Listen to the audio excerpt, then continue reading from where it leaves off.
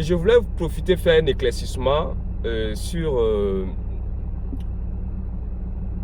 certaines questions que les clients nous posent, à savoir quand ils appellent déjà, c'est-à-dire eux veulent qu'il y ait problème.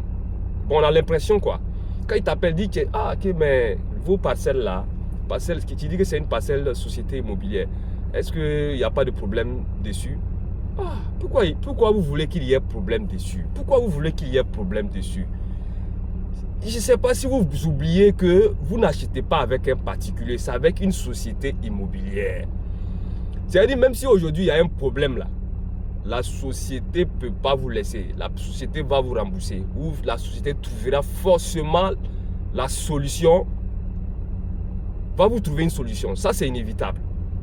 Ça, c'est inévitable. Vous n'êtes pas en train de parler d'un particulier qui vous a vendu un truc bon, sans un acte ou bien sans un titre de propriété et puis il disparaît dans la nature. Non, c'est pas comme ça.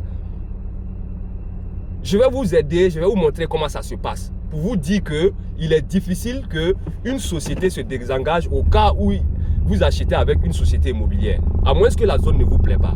Ce que vous devez savoir, premièrement, quand vous êtes intéressé par une parcelle appartenant à une société immobilière, même si ce n'est pas directement avec la société immobilière, et que c'est avec un particulier, et que c'est avec un particulier vous voulez acheter, sachez que la référence, c'est forcément au niveau de la société que vous allez partir, au niveau du siège. Premièrement, ce que vous allez faire, quand le propriétaire terrien ou bien le particulier qui veut vendre sa parcelle et que vous êtes intéressé, ce que vous allez faire, bien sûr, vous devez savoir qu'il y a une procédure de vérification. Donc, vous allez vous rendre d'abord ensemble avec l'éventuel vendeur au niveau de la société immobilière pour une sorte de vérification. Et les vérifications, ce n'est pas aussi cher, c'est 1000 francs, 2000. Mais sachez que ça vaut frais parce que c'est vous qui voulez prendre vos dispositions pour vous rassurer de la fiabilité de la vente. Donc, vous allez payer 1000 francs, 2000 et ils vont vérifier, ils vont certifier, ils vont confirmer que non, effectivement, cette parcelle est bel et bien appartient à monsieur X. Et ils vont vous faire un ticket. Donc, déjà, ça, c'est une couverture pour vous. Si la société même a reconnu au niveau de sa base de données que c'est bel et bien une parcelle qui appartient au monsieur et c'est eux qui ont attribué réellement à ce monsieur, vous êtes déjà à l'abri. Et ils vont vous dire peut-être maintenant, pour revenir faire la mutation, faites un acte certifié, notarié, voilà, ou bien même chez un huissier, vous partez faire l'acte de vente et ils vont vous faire aussi une procuration. Cette procuration va vous aider à pouvoir venir faire la mutation. Donc quand vous allez finir l'acte notarié avec l'acte notarié et puis ajouter la procuration, vous allez vous rendre au niveau de la société, vous déposez les documents là-bas, l'acte de vente, la procuration et le titre de propriété.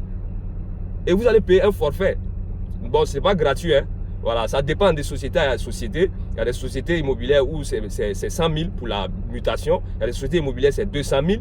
Bon, ça dépend de chaque société immobilière. Donc, ils peuvent vous faire votre mutation et on vous appelle pour vous remettre votre document en votre nom en ce moment. Donc, ceux qui sont là, non, est-ce qu'il y a s'il y a des problèmes, on fait comment?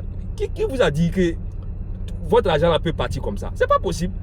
C'est une société qui vous vend et cette société est garant au cas où il y a un problème. C'est ce que vous devez mettre en tête. Si la zone vous plaît, n'hésitez pas. N'hésitez pas. Combien de personnes ont compris qui investissent même en achetant les parcelles des sociétés immobilières? Il achète, il n'a pas de projet de construction dessus. Il achète, il oublie. Et quand il veut revendre des années après, c'est le boom. Et généralement, ce sont les nouveaux lotissements qu'il faut investir parce que c'est des zones qui n'ont pas encore atteint les sommets en termes de croissance, en termes de trucs, comment on appelle, quand on dit, voilà, qui n'a pas atteint son plafond, son sommet de prix du marché.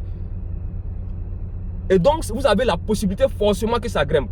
Vu que ces zones-là respectent le terme de l'immobilier prend de la valeur. Parce qu'au début, vous allez acheter à moins cher obligatoirement. Parce que c'est des zones où il n'y a pas de commodité, il n'y a pas d'aménagement de grandes choses, il n'y a pas l'eau, il n'y a pas l'assainissement, il n'y a pas l'électricité. Donc, c'est moins cher. Et la zone ne va pas rester comme ça. Les zones évoluent. Tant qu'il y a la croissance,